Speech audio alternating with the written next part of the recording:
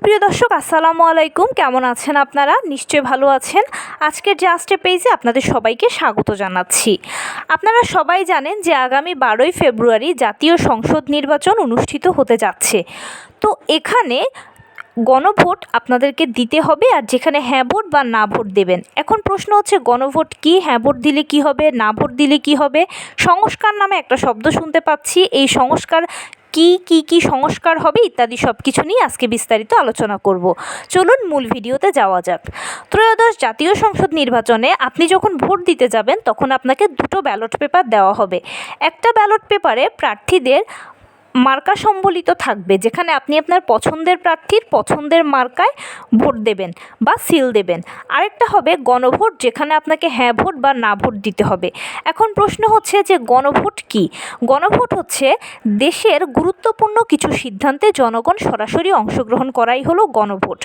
এবারে গণভোটে হ্যাঁ দিলে কি হবে, না দিলে কি হবে? আপনি যদি গণভোটে হ্যাঁ দেন তাহলে এর অর্থ হচ্ছে আপনি দেশে পরিবর্তন চান, দেশের সংস্কার চান। এখন সংস্কার বা পরিবর্তন কি হবে? পরিবর্তনগুলো প্রধানমন্ত্রীত্বে আসবে, আইনে আসবে, সম্পদ বন্টনে আসবে, অর্থনৈতিক ভারসাম্যে আসবে। সেটা কেমন? সেটা হচ্ছে প্রথম যে শর্ত সেটা হচ্ছে জুলাইয়ের সনদ বাস্তবায়ন হবে। দ্বিতীয় যে শর্ত সেটা হচ্ছে কোনো ব্যক্তি টানা 2 মেয়াদের বেশি প্রধানমন্ত্রী হতে পারবেন না, অর্থাৎ 10 বছরের বেশি কেউ প্রধানমন্ত্রী থাকতে পারবেন না।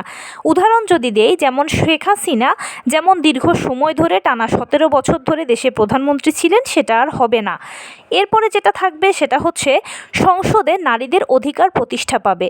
বাংলাদেশে বাংলা ভাষা হচ্ছে আমাদের মাতৃভাষা, প্রধান ভাষা, কিন্তু উপজাতিসহ আরও বিভিন্ন ভাষাভাষী মানুষ বসবাস করে, তাদের ভাষাও প্রতিষ্ঠা পাবে।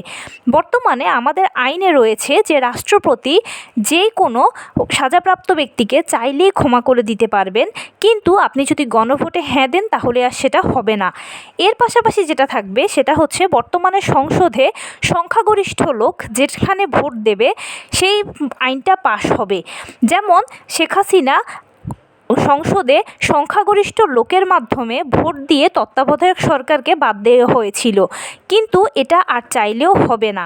তত্ত্বাবধায়ক সরকার বহাল থাকবে, মানে হচ্ছে কোনো সরকার যিনি নির্দিষ্ট মেয়াদ শেষ হয়ে যাওয়ার পরে তিনি পরবর্তীতে তত্ত্বাবধায়ক সরকারের হাতে ক্ষমতা হস্তান্তর করবেন এবং তত্ত্বাবধায়ক সরকারের অধীনে নির্বাচন হবে।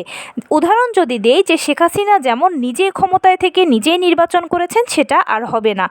এর পাশাপাশি যে কোনো সরকার চাইলে যে কোনো আইন প্রণয়ন করে ফেলতে পারবেন না।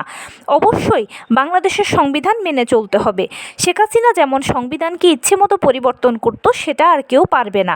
তো এই খাতগুলোতে আপনি যদি সংস্কার চান বা পরিবর্তন চান, তখন সেক্ষেত্রে আপনি হ্যাঁ ভোট দেবেন, আর হ্যাঁ ভোটের অর্থ এটাই। আর যদি আপনি না ভোট দেন, তার মানে হচ্ছে আপনি কোনো পরিবর্তনই চান না, যেমন ছিল তেমনই থাকবে। এখন আপনার সিদ্ধান্ত, আপনি কিসে ভোট দিবেন। তো এই ছিল আজকের ভিডিও। কেমন লাগলো বলুন। যদি ভালো লেগে থাকে তাহলে চ্যানেলটিকে সাবস্ক্রাইব করার বিনীত অনুরোধ রইল।